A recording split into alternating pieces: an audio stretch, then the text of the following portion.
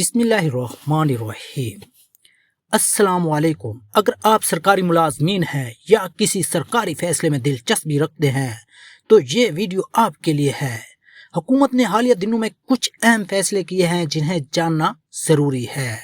کسی سرکاری میٹنگ یا دفتر کی شارٹس۔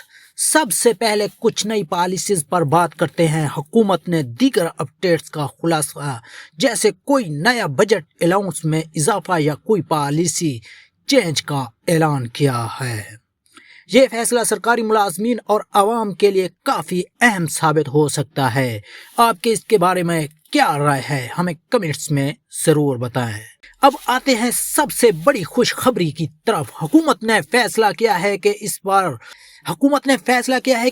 اپریل کی تنخواہ 1 اپریل کی بجائے 21 مارچ کو ادا کی جائے گی۔ حکومت نے فیصلہ کیا ہے کہ اس بار اپریل کی تنخواہ 1 اپریل کی بجائے 21 مارچ کو ادا کی جائے گی تاکہ تمام سرکاری ملازمین عید کی تیاری آسانی سے کر سکیں۔ یہ اقدام عید کے موقع پر ملازمین کی سہولت کے لیے کیا گیا ہے اور اس سے کافی لوگ مستفید ہوں گے۔ تو یہ تھی آج کی اہم اپڈیٹ۔ اگر آپ کو یہ معلومات مفید لگیں تو ویڈیو کو لائک کریں، شیئر کریں اور ہمارے چینل کو سبسکرائب کرنا نہ بھولیں۔ اپنا خیال رکھیے گا۔ اللہ حافظ۔